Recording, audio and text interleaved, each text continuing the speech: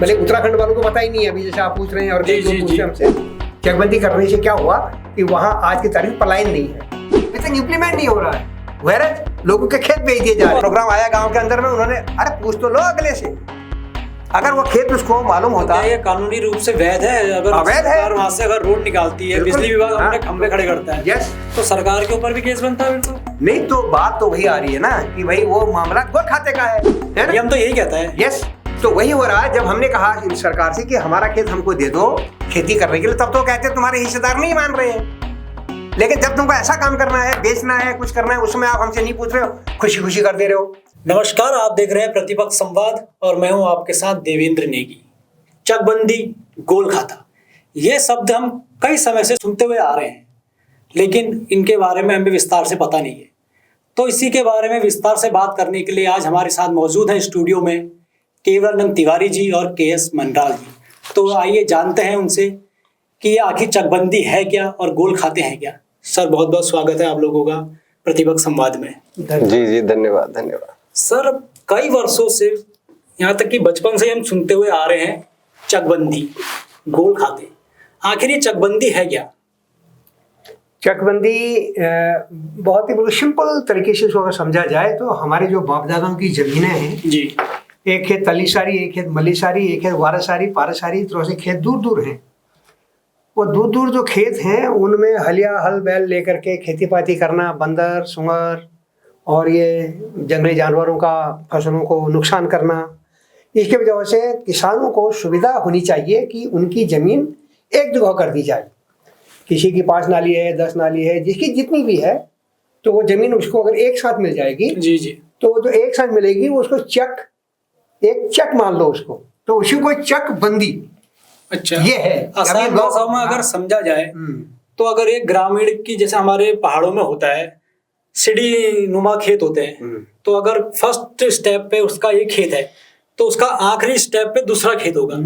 उन दोनों खेतों को आपस में मिला करके एक जगह पर लाना, शायद मैं अगर समझ पा रहा हूँ तो यही चकबंदी है। बस बस बस, बहुत सही पकड़ा आपने। जी जी, तो मेन इशू यही है कि जो दूर दूर बिखरे हुए खेत हैं उनको एक जगह पर, तो इसमें सरकार ने जो है ये प्रोविजन रखा है जी जी, वो देखते हैं कि किसानों को इसकी सुविधा होगी और हुई है। इससे ये आज देश में करीब 1920 यानी 125 साल हो गए आज, तब से चकबंदी देश में लागू है। 1920 से लागू है? 1920 से लागू है। भले उत्तराखंड वालों को पता ही नहीं है अभी, जैसे आप पूछ रहे हैं और कई लोग पूछ रहे हैं हमसे। तो 1920 से चकबंदी लागू होने के बावजूद आज की तारीख तक ना होना, ये बहुत बड़ा हमारा एक माइनस पॉइंट है हमारे किसानों के लिए। वैरज ये चकबंदी जब लागू हुई उसके बाद से धीरे धीरे करके 1950-55 के दौरान यूपी, पंजाब, हरियाणा और भी कई राज्यों ने इसको लागू किया। लागू करने के बाद उनकी जो प्रोडक्शन बढ़ी, और प्रोडक्शन ऐसी बढ़ी क्योंकि एक साथ होने से सुविधा हो गई, और प्रोडक्शन बढ़ने से आज हम जो देश का जो एक प्रकार से अन्नदाता अच्छा खासा जो देश को एक पाल रहा है, वो इसकी बदौलत पाल रहा है क्योंकि जमीन उसको सुविधा मिल गई। और ये सुविधा जो है सरकार इसको किसानों को इधर से उधर खेत जब करती है तो फ्री में होता है। तो 1989 में उत्तर प्रदेश में एक मीटिंग हुई जिसमें चकबंदी के बारे में पहाड़ में लागू होना चाहिए चकबंदी भी करके, क्योंकि उत्तर प्रदेश में तो 1953 का एक्ट है। अच्छा, और ऐसे पंजाब, हरियाणा वगैरह वगैरह उनके अपने अपने सबके एक्ट हैं। 50-60 के दौरान सभी लोगों ने चकबंदी के लिए अपने अपने जो स्टेट्स में लागू किया। लेकिन हमारे जो उत्तराखंड की जब बात है, ये हमारा जो समकक्ष जो पहाड़ी राज्य है हिमाचल प्रदेश, इसने 1971 में वहाँ लागू किया। और सबसे पहले वहाँ जो हमारे पहले मुख्यमंत्री हुए डॉक्टर परमार जी हुए, अच्छा, वो उन्होंने जो सबसे पहले चकबंदी करवाई। वहाँ चकबंदी करने से क्या हुआ कि वहाँ आज की तारीख पलायन नहीं है, लोगों के पास खेत गांव में एक साथ है और उन्होंने सारी अपनी खेती अच्छा खासा, और उतनी अच्छी खासी उसमें पैदावार हुई उनकी जो उद्यान से आधारित। तो वहाँ की जो इकोनॉमी है वो भी आपका हॉर्टिको बेस है, यानी उद्यान आधारित अर्थव्यवस्था हिमाचल प्रदेश की है इस चकबंदी की वजह से। तो अब जानना चाह रहा हूँ ना कि जैसे 2020 में, हाँ, वो उत्तराखंड से 2016 में ये लागू हुआ है एक्ट, लेकिन जो कोर्ट के आदेशानुसार ये 2020 में इसका इम्प्लीमेंट हुआ है, और उसके बाद अब ये आगे को कार्रवाई चली, राजस्व विभाग को ये सौंपा गया है कार्य।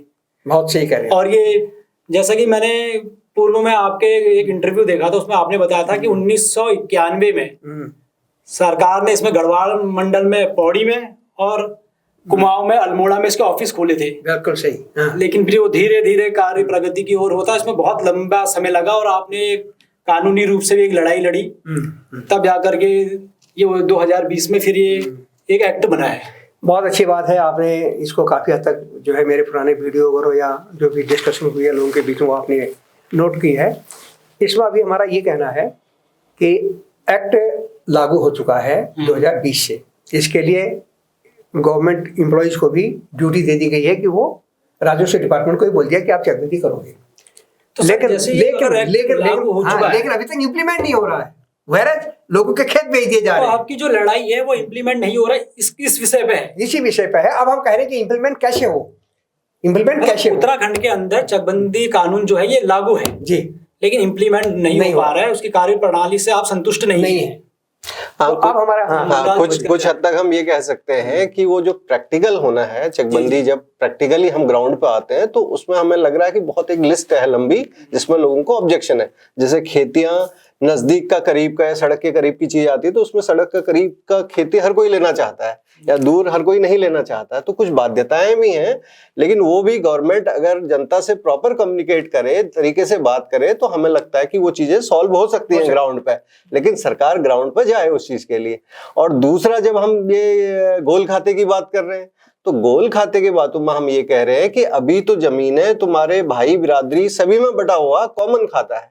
मतलब एक तो खेत में टोक रहा हूं, उसके लिए माफ कीजिएगा, ये चकबंदी और गोल खाते इनमें अंतर क्या है? हाँ, एग्जैक्टली इसको मैं समझाता हूँ आसान भाषा में जो हमारे व्यूअर्स भी समझ सके। हाँ, देखो जो गोल खाते का मसला है वो ऑनरशिप से रिलेटेड है जी, प्योरली ऑनरशिप से है। जब एक खेत, किसी कोई पर्टिकुलर खेत बना हुआ है हमारे पहाड़ में, तो उस खेत में अगर हम खाता खतौनी निकालते हैं तो उसी पर्टिकुलर एक खेत में हो सकता है 20 लोगों के नाम हो या 10 लोगों के नाम हो। नाम होने से मतलब यह है कि उसका हक उसमें है। और जबकि वो जब घर बंटवारा हमारे घरों में कहते हैं, घर बंटवारे के हिसाब से वो खेत किसी पर्टिकुलर एक मेंबर के हाथ में चला जाता है, लेकिन ऑन पेपर में इतने लोग ऑनर होते हैं। जैसा मैं समझ पा रहा हूँ कि आपके कहने का मतलब है अगर पिताजी के नाम पर एक खेत है जी, उसके 3 लड़के हैं जी, तो वो जो नाम है वो तीनों, जो खेत का हुआ है वो तीनों लड़कों के नाम पे भी चढ़ा है। बिल्कुल प्लस पिताजी के भाइयों के, पिताजी के दादा के भी, ये पिताजी के दादा दादी का भी उसमें हक है। हाँ, उनके बच्चों का भी। तो इसलिए 25, 30, 40, 50 तक हिस्सेदार हो गए एक एक खेत में। इसलिए खेत को फ्री करना है। आज की तारीख में वो जिसको दिया हुआ है पिताजी ने, सपोज मेरे पिताजी के 2 बच्चे थे या 3 बच्चे थे, उन बच्चों को उन्होंने अलग अलग खेते दिए। तो अलग अलग खेत जो दे दिए हैं वो ऐसे हलिया हल बैल खेती करने के लिए तो हमको दे दिए, लेकिन रिकॉर्ड में वो अभी तक वो हमारे ही नाम पर नहीं बल्कि हमारे पिताजी के भाइयों के बच्चों के नाम भी है उसमें। अच्छा, तो इसलिए आप जब खतौनी निकालते हो तो उसमें 25-30 लोगों के नाम आते हैं। इसका मतलब हर खेत में 25-30 लोगों का हक है। तो हमारा ये कहना है कि आप पहले वो 25-30 लोगों के हक से उस व्यक्ति का हक लाओ, सिंपल, जिसको वो घर वालों ने दे रखा है। ये खेत अगर मुझे दे रखा है तो ये खेत में आप मेरा नाम लाइए, हम उसको व्यक्तिगत नाम को हटा करके किसी एक के नाम पे वो खेत हो जाए। और वो खेत आपको दिया हुआ है पिताजी ने, तो वो खेत पर आपका नाम होना चाहिए, उसमें से मेरा नाम हटाइए। समझ में आ रही बात? जी जी। तो ये गोल खाते की प्रॉब्लम के वजह से इन खेतों में यदि हम आपको ये देना चाह रहे हैं तो वो अगला भाई कह दे रहा है कि ये खेत तो मेरा भी है, तो सरकार चेकबंदी नहीं कर पा रही है। इसलिए क्योंकि सरकार बहुत कोशिश कर रही है, ऐसी बात नहीं है। गोलबंदी ये करी जाएगी, मतलब पहले मेरा कहना यह है कि सरकार ने बहुत कोशिश की है, एक्ट बना दिया, ये किया वो किया, ऑर्डर निकाल दिए, सारे स्टाफ दे के रखे हैं। स्टाफ पूछ भी रहे हैं हम लोगों से कि कैसे होगा आपके गांव में, हमने निकाल के भी दिया है उनको सारे रिकॉर्ड। अब जब प्रैक्टिकली काम करने की बात आती है तो वहां पर वो ऑब्जेक्शन ठोक दे रहे हैं भाई लोग कि ये खेत तो जो है मैं तो चेकबंदी करना नहीं चाहता हूँ। जो खेत को वो ना कह रहा, वो खेत अकेले का नहीं है, वो खेत कम से कम 10 आदमी का है, 15 आदमी, 20 आदमी उसमें इन्वॉल्व हैं। तो सरकार से अब हमारा ये कहना है कि आप पहले हमारे इस खेत को व्यक्तिगत करा दो। ये खेत मेरे कब्जे में तो है ही, तो इसको आप मेरे नाम पर इसको व्यक्तिगत करा दीजिए। और वो भी चेकबंदी के दौरान, जो एक्ट है उस एक्ट के दौरान ये फ्री में होता है। वरना अगर मैं रजिस्ट्री फीस उनको देनी नहीं पड़ेगी गांव वालों को। तो ये सुविधा अब ऐसा होने से यदि ये खेत मेरा फ्री हो गया, ये खेत आपका फ्री हो गया। अब अगर मैं आपको इसको चेंज करना चाहूँ तो आपका भाई ऑब्जेक्शन नहीं कर सकता है। अच्छा, ठीक है नहीं? मेरे बगल में अगर आपका खेत है तो मैं कहूँगा आपसे, यार ठीक है यार, ये वाला खेत मेरा आप जो है मुझे दे दीजिए, और आपके बगल में वहाँ वो मेरा खेत है उसको आप ले लीजिए। अब इसमें मेरा भाई आपको ऑब्जेक्शन नहीं करेगा, उसमें आपका भाई भी ऑब्जेक्शन नहीं करेगा। क्योंकि खेत व्यक्तिगत हो गया। तो व्यक्तिगत के लिए अभी हम ये एक एप्लीकेशन फॉर्म दे रहे हैं जनता को। तो ये जो है अभी ये करीब 400 एप्लीकेशन विभिन्न तहसीलों को जा चुकी है। लोग अपने भी तहसीलों को एप्लीकेशन भेज रहे हैं। जिला अल्मोड़ा वगैरह वगैरह यहाँ से अभी ये आदेश हुए हैं कि भाई गांव वाले जो हैं आओ और अपनी जो है स्वैच्छिक चकबंदी के लिए प्रस्ताव दो और हम लोग जो है आपके वहाँ चकबंदी करने को तैयार हैं। तो लेकिन वो कह तो रहे हैं, अल्टीमेटली ये प्रॉब्लम आ रहा है क्योंकि लोग जो है ये खेत गोल खातों में फंसे हुए हैं। तो हमने कहा मुहिम को कैसे बल मिल रहा है आपकी, किस तरीके से चल रही है? क्या बताइए। देखिए ऐसा है, जब हम गोल खाते की बात पे आते हैं दोबारा, जी। अब गांव में कोई जमीन आपकी है और आपके 2 भाई गांव में रहते हैं। अब आपके गांव के भाई ने जमीन बेच दी। अब एक खेत आपका था, उस खेत में से बेच दिया। आपका सवाल उठेगा कि मेरे खेत में से क्यों बेच दिया भाई? सही बात है। तो उसका जवाब होगा कि उसमें मेरा भी हक था, क्योंकि जो हमने पर्सनल लेवल पे जब घर बंटवारा कहते हैं, घर बंटवारे में 3 भाइयों को 3 हिस्से तो मिल गए। इंडिविजुअल हाँ, मौखिक जिसको हम कहते हैं, मौखिक तौर पर वो डिवाइड हो गया, दे दिया। लेकिन ऑन पेपर जो हम गोल खाते की बात कर रहे हैं, वो गोल खाते के अंदर जमीन फंसी रही। इस रीजन से आपका भाई आपकी जमीन वहां बेच सकता है। तो हम ये चाह रहे हैं कि गोल खाता पहले ये चीजें इससे निकाल के, जैसे गोल खाते की बात कर रहे हैं, तो इन चीजों से गवर्नमेंट पहले इस जकड़न से बाहर निकाले लोगों को। ये है, ये जैसे जीएसटी है, आपकी इनकम टैक्स है, क्या इसी तरीके से कुछ उलझा हुआ मामला सा नजर आता है आपको? ये गोल खाते, चकबंदी, क्या ये जो आम पब्लिक है, एक आम भाषा में वो कैसे समझे इन चीजों को? और जैसे जब आप समझाने जाते हैं ग्रामीणों को या क्या कहते सरकारी दफ्तरों में, तो क्या वो लोग आपकी बातें समझ पा रहे हैं? नहीं, बिल्कुल आपका प्रश्न बहुत अच्छा है। अगर ये चीजें गवर्नमेंट गांव के लेवल पर लोगों को खाता, गोल खाता, ये चीजें एजुकेट करती, तो लोग आज से बहुत पहले अपना हक मांग चुके होते। लोगों को, बहुत कम लोगों को लीगल प्रोसेस का पता है, बहुत कम लोगों को जमीन के टिपिकल जो वर्ड आप कह रहे हैं ये मुश्किल समझ में आते हैं। तो ये वर्ड होने से लोगों को अपनी जमीनों का पता ही नहीं है। गांव में अभी भी हमारा मानना है कि 10 से 20% से ज्यादा लोगों को उनकी खेती का वॉल्यूम पता नहीं होगा। तो इस तरीके की स्थिति है। तो वो गवर्नमेंट की तरफ से इनिशिएटिव होना चाहिए, उसका शुरुआत करनी चाहिए। हम तो ये कहते हैं गवर्नमेंट को कि लोगों को जमीनों के बारे में जानकारी दे, तो अवेयर होंगे तो चकबंदी का रास्ता तय होगा इन छोटे छोटे मसलों से। हमारा कहना ये है। तो मंडल जी, आपको बात बता रहे थे कुछ? जी, मैं आपके दर्शकों के लिए कहना चाह रहा था, और मेरा ये मानना है कि आपके जो ज्यादातर दर्शक हैं वो पहाड़ अंचल से बिलोंग करते हैं, वहां से संबंध रखते हैं। तो उन सबों को मैं पहाड़ में एक प्रार्थना करण चाहूँ कि तमर जतुले जमीन छे, जोले जमीन छे, जो हम गोल खातू बात करूरी, कत्वा समझ में आनेल और कत्वा समझ में नहीं आनेल। गोल खातों में तुमको जो जमीन जमर हिस्से बंटवारे में आ रहा है, जो तुम खेत करू चा, वो अगर तुम कागज देखला तो जरूरी नहीं था कि कागज तुम्हारा नाम है, सिर्फ वो तुम्हारे सारे बिरादरी सबू नाम पर एक खेत चढ़ी छ, तो वील बहुत दिक्कत आनी छ। तो वीली जे अमूल्य फॉर्म जो भरना तुम बार बार प्रार्थना करो रही हो, तो वो फॉर्म अगर तुम आपको तहसील में भेजा तो तब वो तुम्हार खेत जो तुम जमा हो बाचा, जमा तुम खेत करो चा, वो तुम्हारा हल, और जो तुम्हार बिरादरी जय हिस्सम जो जाल वो उनर नाम पर अलग अलग है जेल। वील भविष्य में तुमको बहुत सारी चीजों में मदद मिले। धन्यवाद। इसीलिए ये फॉर्म को हम चाह रहे हैं कि हर आदमी भरे। तिवारी सर, आप ये जो फॉर्म दे रहे हैं, आप इस पे काफी जोर दे रहे हैं इस फॉर्म को भरने के लिए। आखिर इस फॉर्म के बारे में अगर हम जानना चाहें कि अगर ये फॉर्म है क्या और ये क्यों जरूरी है भरना इसे? मैं इसको आपको एक्सप्लेन करके बताता हूँ। जी बताइए। आप जो देखिए इसको, और मैं इसको पढ़ के सुनाता हूँ। सेवा में तहसीलदार महोदय, आपका तहसील आपने बताया रामगढ़, तो तहसीलदार महोदय रामगढ़, जिला नैनीताल, उत्तराखंड। ये लिखने के बाद इसमें विषय दिया है हमने, मेरे हिस्से की बिखरी कृषि भूमि एक साथ चक में व्यक्तिगत नाम पर दिलाए जाने हेतु प्रार्थना। सिंपल है कि मेरे हिस्से की जमीन को मेरे व्यक्तिगत नाम पर एक साथ चक में दे दो। जो अलग अलग खेत हमारे बड़े हैं उनको एक जगह पर दे दो भाई साहब, है ना। तो महोदय सविनय अवगत करना चाहता हूँ कि मैं तहसील आपका रामगढ़ का अंतर्गत राजस्व गांव, आपका गांव का नाम भी होगा, तो राजस्व गांव का मूल निवासी हूँ। पारिवारिक बंटवारे में मेरे खेत दूर दूर बिखरे होने से इन खेतों में हल बैलों या मशीनों से जुताई बुआई के बाद फसलों को जंगली जानवरों द्वारा भारी नुकसान होने से खेती पाती करना घाटे का सौदा हो रहा है, तथा भूमाफिया एवं बिचौलिए इन गोल खातों के खेतों को सह खातेदारों द्वारा उनका भी हक दिखाकर गैरों को धोखे से बिकवा दे रहे हैं। ये बिल्कुल कॉमन हो गया है, जी, जी। जहां तहां लोग परेशान हैं। ऐसे में अपने खेत वापस पाने हेतु अनेक जागरूक एवं आर्थिक रूप से सक्षम लोग राज्य के विभिन्न न्यायालयों में गुहार लगा रहे हैं, किंतु गरीब, असहाय एवं रोटी रोजी के लिए गांवों से बाहर नौकरी पेशेवर लोग जानकारी के अभाव में भूमिहीन हो रहे हैं। इससे निजात पाने हेतु जैसा ज्ञात है कि उत्तराखंड पर्वतीय क्षेत्र में चकबंदी एक्ट 2020 से लागू हो चुका है तथा चकबंदी का कार्य करने के लिए राजस्व विभाग को ही दायित्व दिया गया है, जिसके तहत किसानों को उनके खाते खतौनियों की कृषि भूमि 1-2 स्थानों पर इकट्ठी चकों में बिना कोई रजिस्ट्री फीस दिए मिलती है। इसका फायदा पहाड़ के हम सभी किसानों को भी मिलना चाहिए। मिलना चाहिए कि नहीं मिलना चाहिए? बिल्कुल मिलना चाहिए।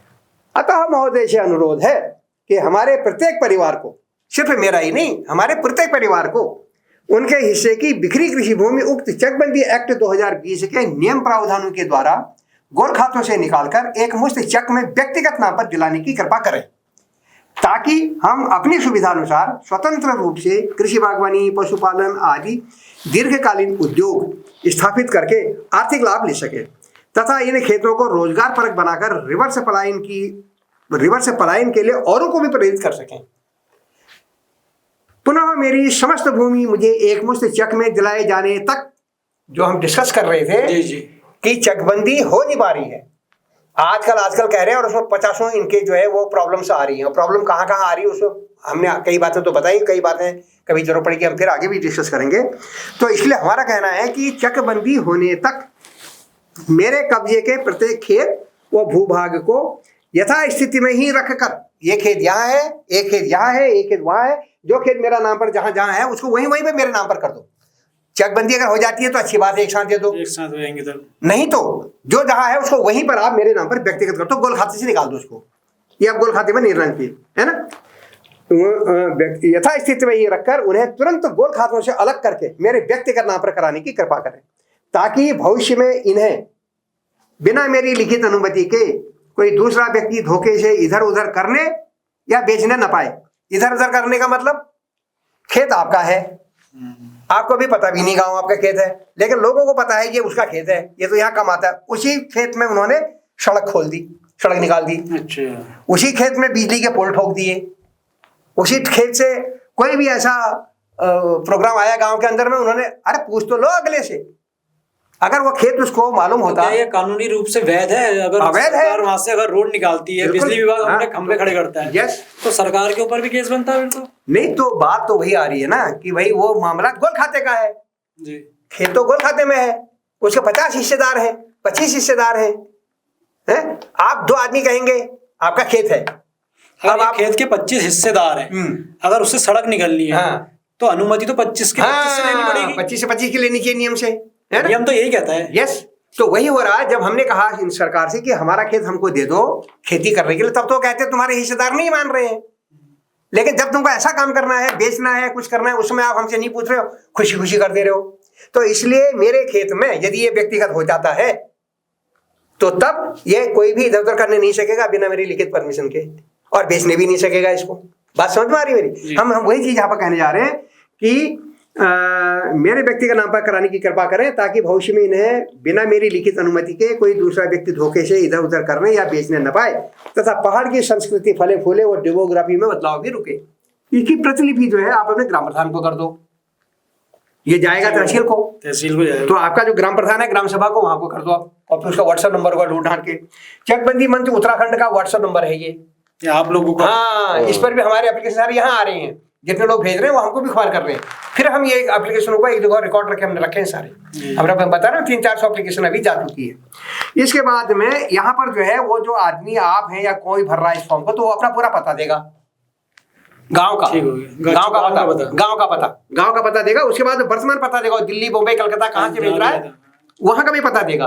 तो हम उसको कांटेक्ट कर रहे हैं कि भाई दिल्ली, बॉम्बे, कलकत्ता से हमारे पास में, अभी दिल्ली गए थे हम, दिल्ली में ये आपका एक प्रोग्राम हुआ था, तो उसमें वहां जैसे ही लोगों को ये पता चला कि यार वाकई ये बात तो सही है, तो एक साथ करीब 100 लोगों ने वहां एप्लीकेशन भर दी विद इन नो टाइम। और हमने कहा भाई 30-30 रुपया भी दो, हमको रजिस्ट्री करना है इसको। तो फिर उनसे हमने पैसा भी दिया है उन्होंने, और हमने फिर रजिस्ट्री करा करके उनके पास वो रसीद यहाँ पर लगाई है। ये जो कोना है, वो जो आपका पोस्ट ऑफिस जो रजिस्ट्री मिलती है, वो रजिस्ट्री की रिसीव को हमने यहाँ पे चिपका दिया और उसको वापस उसके पास भेज दिया कि भाई अपने पास रिकॉर्ड के लिए रखो इसको, और हमने अपने पास भी वो रिकॉर्ड के लिए रखा हुआ है। तो इस तरह से ये एप्लीकेशन जो है लोग अभी काफ़ी पसंद कर रहे हैं, लेकिन लोगों को मालूम नहीं है कि हो क्या रहा है। इसलिए आपका ये मंच ने, सॉरी आपके ये प्रतिपक्ष संवाद न्यूज़ चैनल ने इसको तवज्जो दी है, और हमें बहुत खुशी है कि ये मैसेज जो है लोगों तक जाए और लोग इसको समझें। ये चकबंदी और ये जो गोल खाते हैं, ये पलायन को आप किस तरीके से इसको जोड़ के देखा जाए कि पलायन की स्थिति कैसे रहने वाली है अगर आप अपने काम पे सफल होते हैं, आने वाले समय में चकबंदी होती है, गोल खातों की समस्याएं दूर होती हैं, तो पलायन को कैसे रोका जा सकता है और स्वरोजगार के कैसे जो एक उत्पन्न हो नए नए स्वरोजगार वो कैसे हो सकते हैं उत्तराखंड के अंदर? सीधी सी बात है कि मेरे भाई के हिस्से 5 नाली बनती है जी, 5 नाली मेरे हिस्से बनती है, 5 नाली ऐसे जिस की भी बनती है। तो वो 5 नाली जमीन आज की तारीख में कम से कम 10-15 टुकड़ों में बटी हुई है, और टुकड़े एक साथ हैं नहीं। इसलिए ये जो हम कह रहे हैं कि इसको यदि हम खेत व्यक्तिगत करा लेते हैं, व्यक्तिगत करा लेने से क्या हो गया, हम जिसको चाहे दें और जिसे चाहे लें, क्योंकि उसका खेत भी व्यक्तिगत है। व्यक्तिगत होने से ये, वरना व्यक्तिगत ना होने के कारण चकबंदी एक्ट होते हुए सरकार पूरा एकदम जोर लगा रही है। कई फोन आ रहे हैं हमारे पास तहसीलों से, इनसे उनसे, कि साहब ऐसा ऐसा है, और जो है आपने तो एप्लीकेशन दिया है, ये एप्लीकेशन गई है, 300-400 एप्लीकेशन जा चुकी हैं विभिन्न तहसीलों को उत्तराखंड के। तो वहाँ से वो तहसीलों से पटवारी लोग जो है इन मालिकों से पूछ रहे हैं कि भाई ये खेत जो आपने अप्लाई किया है, ये खेत कहाँ है आपका? तो हमने उनसे कहा है कि भाई देखो, ये खेत इस व्यक्ति को तो मालूम है नहीं, क्योंकि वो तो बचपन से ही बाहर निकल गया, लेकिन आप बेच दे रहे हो।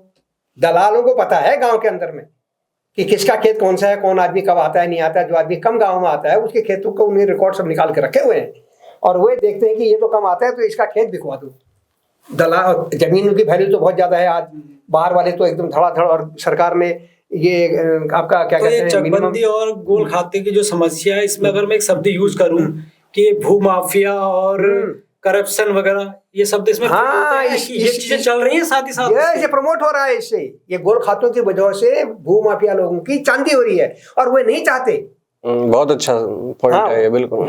वे नहीं चाहते कि यहाँ चकबंदी हो, इसलिए हम नुकसान होगा इससे। क्योंकि जब अगर जमीन एक साथ आपकी हो जाएगी चक में, तो आप उसकी वैल्यू समझ जाओगे ना। आज की तारीख में वैल्यू डिग्रेड हो रही है। सपोज आपका खेत है, भू माफिया आया आपके पास में, आपसे कहा यार ये खेत मुझे दे दो भाई, आपने कहा मुझे नहीं बेचना है। उसने कहा अरे आप बेच दो, मैं आपको इसका 1 लाख रुपया देता हूँ। आपने कहते नहीं मेरे पुजरोज की जमीन है, इसको मेरे बच्चों के लिए रखना है भाई, मैं तो बेचना नहीं है। 1 लाख रुपया आपने ठुकरा दिया। वो जा रहा है तहसील में, पटवारी वगैरह से पूछ रहा है कि इस खेत के और मालिक कितने हैं गोल खाते में। तो गोल खाते से वो देख रहा है कि इसके तो 15-20 मालिक हैं, तो वो और मालिकों के पास चले जाए। तो वो 15-20 मालिकों से वो पूछता है कि यार इसमें तो पी पा के घूमने वाला है, उस आदमी को बताओ। तो वो धीरे से, काफी बड़ी समस्या नजर आ रही है। समझिए इसको आप लोग, ये हमने कई जगहों पर बोला भी है इस बात को। तो वो 15-20 आदमियों में से उस आदमी को पॉइंट आउट कर रहे हैं जो ऐसे ही घूमते रहता है दाएं बाएं, और जिसको पैसों की जरूरत है, उसको वो धीरे से बुलाते हैं, बोलते हैं यार ऐसा ऐसा बात है भाई, ये खेत उस परिवार की कमजोर कड़ी को पकड़ हाँ कर रहे हैं। जस्ट तो उन्होंने कहा यार ये खेत हमको चाहिए भाई, अब तुम साइन कर दो। उसने कहा नहीं मेरा नहीं, ये खेत तो मेरे बड़े भाई साहब का है। और वो तो तेरा भी तो हक बनता है इसमें। उसको लालच दे करके समझा के कि अगर कुछ हो भी जाएगा तो तू अपने भाई को कह देना कि मेरा हक बनता था, इसलिए इन्होंने कहा बेचो, मैंने बेच दिया, अब तू पकड़ पैसा। अब पैसा किसको नहीं है, किसको नहीं चाहिए, तो तुरंत जो है वो खेत जो है, अब आप रहे इसमें, आपने मना कर दिया था। 2-4 महीने के बाद में आपको पता चला कि साहब आपका खेत तो अगला आदमी जो है वहाँ बिल्डिंग बनाने लग गया, कुछ काम करने लग गया, उसमें बिक चुका है। तो आपने पूछा भाई कैसे आप तुम यहाँ आ गए? उसने कहा साहब मैंने खरीदा है। अरे आपने कैसे खरीद लिया? उसने कहा जाओ तहसील में पता करो। आप तहसील में जाते हैं तो पता चला कि साहब के वो भाई ने उसको बेच दिया है। अब आपने भाई से पूछा तुमने क्यों इसको बेचा? उसने कहा उन्होंने मुझसे कहा तेरा हक बनता है, और मैं तो जरूरती पैसा कहा है। उसने कहा पैसा था ऐसा वैसा, ये वो पैसा तो निकल गया। अब वो गया पटवारी के पास कि तुमने कैसे बेच दिया इसको, जब ये खेत मेरा था। वो भाई कह भी रहा था। अरे उसने कहा तो क्या हो गया, ये भाई का खेत बिका है ना, भाई का वो वाला खेत तू ले ले। बिल्कुल। वो नाले में, गधेरे में, वो औने पौने जगहों पे, बेकार जगहों पे पड़ा हुआ वो खेत, ये कहता है मैं क्यों लूंगा, मेरा ये खेत था, पिताजी ने मुझे दिया। उस भाई से अगर बिचवाना था आपने, वो खेत बिकवाना चाहिए था आपने। ये खेत क्यों बिकवाया? मेरा खेत मेरे भाई से, उसका खेत बिकवाते हैं ना वहां से। लेकिन तुम कहे मौके का खेत अच्छा लगा ना, तुमने ये करवा दिया। अब ये आदमी कोर्ट में गया है अभी अपने भाई के खिलाफ, बहुत केसेस हैं आज ऐसे। इससे पारिवारिक क्लेश भी बढ़ रहा है, बहुत बढ़ रहा है, बहुत भयंकर स्थिति हो रही है, परिवार टूट रहे हैं आपस में, और परिवार टूट रहे हैं आपस में। तो यहाँ पर हमारा ये कहना है कि भाई ये जो राजस्व डिपार्टमेंट है, वो उसकी जो लास्ट पायदान हमारा जो है वो है तहसील। तहसील में सारे रिकॉर्ड हैं। इसलिए प्लीज आप इन खेतों को उनके व्यक्तिगत नाम पर पहले करा दो। ये जो खेत आपने मना कर दिया था कि मुझे नहीं बेचना है, वो खेत आपके अगर व्यक्तिगत नाम पर होता तो दूसरा आदमी नहीं बेच पाता उसको, और नहीं बेच पाता तो अल्टीमेटली आपको जो लेना है, जिससे लेना है उससे लीजिए, ऐसी कोई बात नहीं है, आप लीजिए। क्योंकि आपको सवा नाली जमीन तो देने के लिए यहाँ अलाउ कर ही रखा है सरकार ने। अच्छी बात है, पूरे देश का नागरिक को यहाँ आकर के अगर रहना चाहता है, हमारे आदमी दिल्ली मुंबई कलकत्ता रह रहे हैं तो बाहर का आदमी यहाँ आकर रहता है तो अच्छी बात है, लेकिन वो इस तरह से तो ना करे ना। तो ये काम सरकार ने ये लूज फूल जो छोड़ रखा है, इसके बहुत सारे दुष्परिणाम हमारे लोगों को भुगतने पड़ रहे हैं। और यहाँ अब उसके बाद समझौता कर रहे हैं लोग आपस में। जब खेत बिक गया आपका तो अब आप लड़ाई तो नहीं करोगे अपने भाई के साथ, मजबूरी है, आप कोशिश करोगे यार कि किस तरह से हम क्या करें। आपको अपने आपकी पत्नी है, आपके बिरादर लोग हैं, वो भी कहेंगे यार क्या भाई से लड़ना यार, छोड़ यार, वो तो उसका खेत ले ले। तो समझौते में यहाँ हजारों हेक्टर जमीनें चली गई है, अब बेकार गलत लोगों के हाथ में चली गई है, और अब वो गांव के गांव उन्होंने घेर दिए हैं। तो क्या सरकार इन सब बातों से अनभिज्ञ है क्या? मैं यही अनभिज्ञ होने का नाटक कर रही है, क्या चीज है ये आगे? इस पर हम ज्यादा बात नहीं करेंगे, इसीलिए हमने अभी सीधा सीधा जनता से बोल दिया है कि आप अपनी इस एप्लीकेशन को एज अर्लीस्ट पॉसिबल अपनी तहसील में दो, और अपनी तहसील में देते हो कि बाय हैंड नहीं दोगे, बाय रजिस्ट्री दो। रजिस्ट्री का रिकॉर्ड होना चाहिए हमारे पास में, और रिकॉर्ड के आधार पर अभी हम पूछेंगे सरकार से कि कितने एप्लीकेशन आपकी तहसील में अभी तक आई हैं और उनका आपने क्या निराकरण किया है। ठीक है, जैसा अगर समझा जाए कि एक कोई गांव है, उसमें यही सब समस्या है, चकबंदी और आपकी गोल खाते को लेकर के, तो उस गांव में अगर एक ग्रामीण परिवार जो रह रहा है, वो सबसे पहले किससे संपर्क करे, किसके पास जाए? क्या जो हमारे ग्राम प्रधान है वो इतने पढ़े लिखे या सक्षम है जो इस विषय को समझते हैं? अगर ग्राम प्रधान के बस की बात नहीं है तो फिर वो कहाँ जाए? इसीलिए ग्राम प्रधान भी इस चीज को नहीं समझ पा रहे हैं, क्योंकि वो तो हमारे ही बीच के है ना। जी जी। वो गोल खातों वाला मामला तक लोग अभी भी हमसे पूछते हैं कि भाई ये गोल खाते क्या होते हैं, ये शाह खातेदारी क्या होती है, और क्या कहते हैं कुछ ऐसे टेक्निकल पॉइंट्स हैं, चकबंदी ही क्या है। लोगों को अभी तक चकबंदी को लोग अभी घेरवाड़ को चकबंदी समझते हैं, है ना। तो ये बहुत सारी ऐसी बातें हैं, इसलिए इसमें लोगों को एजुकेट करने के लिए एटलीस्ट किसी गांव में मॉडल तैयार करो, किसी एनजीओ के तहत ये काम अगर सरकार क्योंकि गवर्नमेंट को बढ़ाती है, गवर्नमेंट खुद कर सकती है। उसमें क्या है, गांव का नोटिफाई करिए और उसमें फटाफट जो है सारे रिकॉर्ड निकाल करके तहसील में, राजस्व डिपार्टमेंट के पास तो सब कुछ है ही, और खुद चकबंदी डिपार्टमेंट हमारे पास में है। ये उत्तराखंड में अभी जो कुमाऊं के लिए यहाँ रुद्रपुर में है और गढ़वाल के लिए रुड़की में। तो ये इनके डिपार्टमेंट वालों से आप जो भी है टेक्निकली जनता दरबार के जरिए भी ये समझाया जा सकता है। बिल्कुल ये समझाया जा सकता है, और आप जो है उसके बाद उन खेतों को कैसे आप करवा सकते हो, और ये होगा स्वैच्छिक से। आप कोशिश, बहुत लोग कहते हैं, हमारे बीच में कई बातें करने वाले लोग आते हैं, वो कहते हैं कि साहब इसको तो अनिवार्य कर देना चाहिए, क्योंकि गांव वाले नहीं मानते, जबरदस्ती करना पड़ेगा तब जाके मानेंगे। अरे जबरदस्ती का मुद्दा नहीं है, क्योंकि किसी का खेत सड़क के किनारे है, वो सड़क के किनारे वाले खेत को छोड़ करके वो वहां कैसे चला जाएगा। और किसी के पास में अच्छे खेत हैं, तालाब खेत हैं, ऐसे वैसे, उनके बदले में वो उसको उपराऊ खेत उल्टा पुल्टा, तो इस तरह से नहीं चलेगा। आप लोगों को, इसलिए हमारा कहना है कि आप खेतों को व्यक्तिगत करा दो, आपस में वो अंडरस्टैंडिंग में वो लोग खेतों को अगल बगल करने का उनको मौका मिलेगा, मौका दो, अपॉर्चुनिटी दो, मौका मिलेगा, और है ना, मौका मिलेगा। तो उसके बाद में ये जो मेरी 5 नाली 10 नाली जमीन है, तो मैं 5 नाली 10 नाली जमीन धीरे धीरे करके एक तरफ कर सकता हूँ अपने ही बलबूते से। उसके बाद सरकार हमारे इस पर ठप्पा मार दे, परमानेंट कर दे फिर उसको। लोगों को आपसे जुड़ना हो मनराज जी, अगर आपके जरिए कोई हेल्प चाहिए इस विषय को समझने के लिए, तो आप किस तरीके से हेल्प करेंगे, किस तरीके से वो आपसे संपर्क कर सकते हैं? हम तो जैसे कि तिवारी जी ने समझाया कि हम फॉर्म भरवा रहे हैं, और बहुत सारे फॉर्म तहसीलों में जा चुके हैं। तो जब हम फॉर्म भरवा रहे हैं तो हम सारी चीजें उनको समझा रहे हैं कि क्या होता है। भाई आप अपने ही खेत के लिए फिर क्यों जा रहे हो, तो उसके लिए गोल खाता समझना जरूरी है। तो गोल खाता हम उसको समझा रहे हैं, फॉर्म भरवा रहे हैं, तो ये हर आदमी तक जाएगा। तो इसी तरीके से हम जो लोग आपके न्यूज को सुनते हैं, आप इस खबर को सुनेंगे, तो उनके लिए भी मेरी प्रार्थना है कि आप इस फॉर्म को भरें, गोल खाते को समझें, और जो भी हमारे विवाद के कारण बन रहे हैं या जमीन बिकने के कारण हमारे पहाड़ों में ये छोटी छोटी चीजें निकल के आ रही हैं, तो उनका जरूर समाधान होगा। चलिए, बहुत जटिल समस्या ये नजर अब आ रही है। मंडराल जी और तिवारी जी भी अपने हिसाब से इस समस्या को सुलझाने के लिए प्रयासरत है। तो हमारा सरकार से भी अनुरोध रहेगा, वो भी संज्ञान ले इस मामले में चकबंदी और गोल खातों को लेके। धन्यवाद। धन्यवाद आपका, बहुत बहुत धन्यवाद।